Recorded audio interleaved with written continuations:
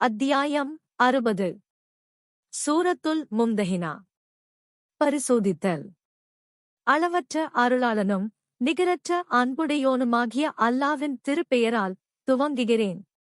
விசுவாசங்கொண்டோரே, என்னுடைய விரோதியையும் உங்களுடைய விரோதியையும் அவர்கள்பால் உங்கள் நேசத்தைச் சேர்த்து வைக்கின்ற நண்பர்களாக எடுத்துக்கொள்ள வேண்டாம். ஏனென்றால் சத்தியத்திலிருந்து உங்களிடம் வந்த வேதத்தை திட்டமாக அவர்கள் நிராகரித்தும் விட்டனர். உங்கள் இரட்சகனாகிய அல்லாவை நீங்கள் விசுவாசித்ததற்காக நம்முடைய தூதரையும் உங்களையும் உங்கள் இல்லங்களிலிருந்து வெளியேற்றுகிறார்கள். விசுவாசிகளே, என் பாதையில் ஜிஹாது செய்வதற்காகவும் என் பொருத்தத்தைத் தேடியும் நீங்கள் வெளியேறி விடுவீர்களாயின் அவர்களை நண்பர்களாக எடுத்துக் கொள்ள வேண்டாம். ஆனால் நீங்களோ அவர்கள் பால் நேசத்தின் காரணமாக செய்திகளை மறைமுகமாகச் சேர்த்து வைக்கிறீர்கள். நீங்கள் உங்கள் மனதில் மறைத்துவிட்டதையும் அதற்கு மாறாக நீங்கள் வெளிப்படுத்திவிட்டதையும் நானோ நன்கறிவேன்.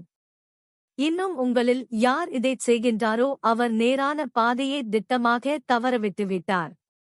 அவர்கள் உங்களைக் கண்டால் பகிரங்கமாகவே அவர்கள் உங்களுக்கு விரோதிகளாகி விடுவார்கள். மேலும் போர் செய்ய உங்கள்பால் தங்கள் கைகளையும் தங்கள் நாவுகளையும் தீமையைக் கொண்டு நீட்டுவார்கள். அன்றியும் நீங்கள் அவர்களைப் போன்று நிராகரிப்போராகிவிட வேண்டுமென அவர்கள் ஆசைப்படுவார்கள்.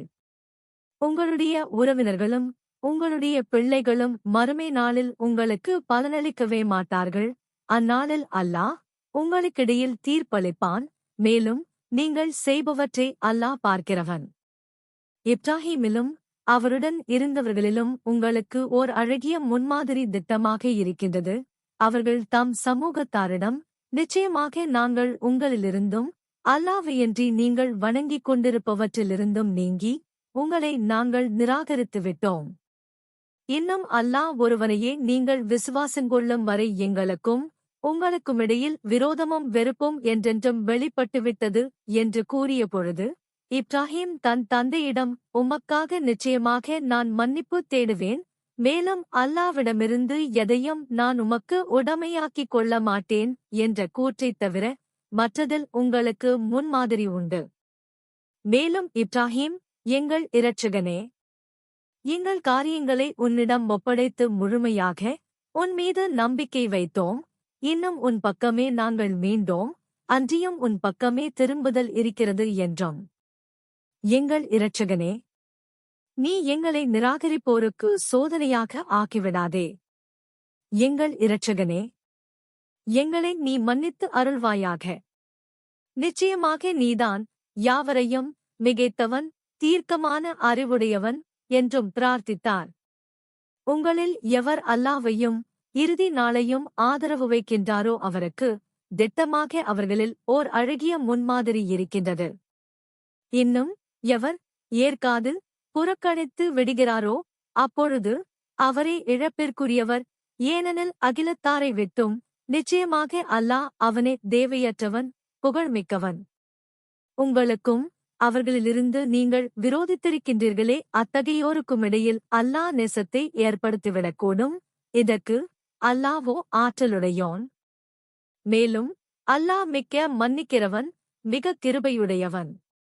விசுவாசிகளே, மார்க்க விஷயத்தில் உங்களுடன் எதிர்த்துப் போரிடாமலும் உங்கள் இல்லங்களிலிருந்து உங்களை வெளியேற்றாமல் இருந்தார்களே, அத்தகையோருக்கு நீங்கள் நன்மை செய்வதையும் அவர்கள்பால் நீங்கள் நீதமாக நடந்து கொள்வதையும் அல்லாஹ் உங்களுக்கு தடுக்கவில்லை. நிச்சயமாக அல்லாஹ் நீதி செய்வோரை நேசிக்கிறான். அல்லாஹ் உங்களைத் தடுப்பதெல்லாம் மார்க்க விஷயத்தில் உங்களுடன் போர் புரிந்து உங்கள் இல்லங்களிலிருந்து உங்களை வெளியேற்றி உங்களை வெளியேற்றுவதில் விரோதிகளுக்கு உதவியும் செய்தார்களே, அத்தகையோரை நீங்கள் சிநேகிதர்களாக ஆக்கிக் கொள்வதைத்தான். ஆகவே எவர்கள் அவர்களை நேசர்களாக ஆக்கிக் கொள்கிறார்களோ அவர்கள்தான் அநியாயக்காரர்களாவர்.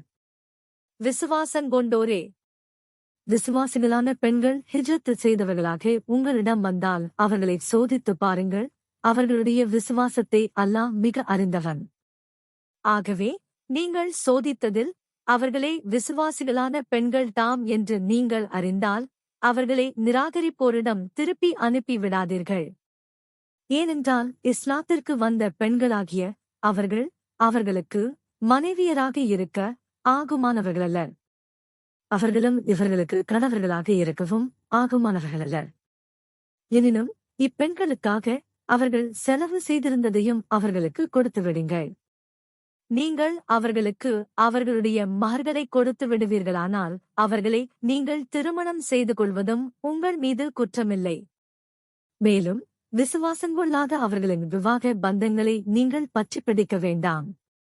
அவர்களின் பந்தங்களை நீக்கி விவாகரத்து செய்து விடுங்கள். அவர்களுக்காக நீங்கள் செலவு செய்ததையும் அப்பெண்கள் சென்றிருக்கும் நிராகரிப்போரிடம் கேளுங்கள். உங்களிடம் வந்துவிட்ட அவர்களுடைய மனைவியருக்கு தாங்கள் செலவு செய்ததையும் அவர்கள் உங்களிடம் கேட்கட்டும்.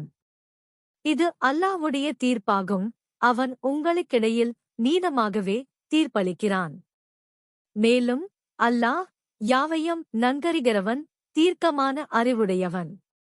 உங்கள் மனைவியரிலிருந்து மதம் மாறி எவரேனும் உங்களை விட்டும் நிராகரிப்பவர்கள் பால் தப்பிச் சென்று விட்டால், பின்னர் நீங்கள் அவர்களுடன் போர் செய்து அவர்களிடமிருந்து போர் பொருள்களை அடைந்தால், எவர்களின் மனைவியர்கள் சென்றுவிட்டனரோ அவர்களுக்கு அவர்கள் செலவு செய்தது போன்றதை கொடுத்து விடுங்கள். மேலும் எவனை நீங்கள் விசுவாசம் கொண்டுள்ளீர்களோ அத்தகைய அல்லாவை நீங்கள் பயந்து கொள்ளுங்கள். நபியே, அல்லாவிற்கு எப்பொருளையும் அவர்கள் இணை வைப்பதில்லை என்றும், திருடுவதில்லை என்றும், விபச்சாரம் செய்வதில்லை என்றும், தங்கள் பெண் பிள்ளைகளை கொலை செய்வதில்லை என்றும், தங்களுடைய கைகளுக்கும் தங்கள் கால்களுக்கும் இடையில் எதனை அவர்கள் கற்பனை செய்கிறார்களோ அவ்வாறான அவதூறை இட்டுக் கட்டுவதில்லை என்றும், நன்மையானவற்றில் உமக்கு மாறு செய்வதுமில்லை என்றும் உம்மிடம் வாக்குறுதியை பையத்து செய்ய விசுவாசிகளான பெண்கள் உம்மிடம் வந்தால் அவர்களுடன் நீர் வாக்குறுதி செய்து கொள்வீராக.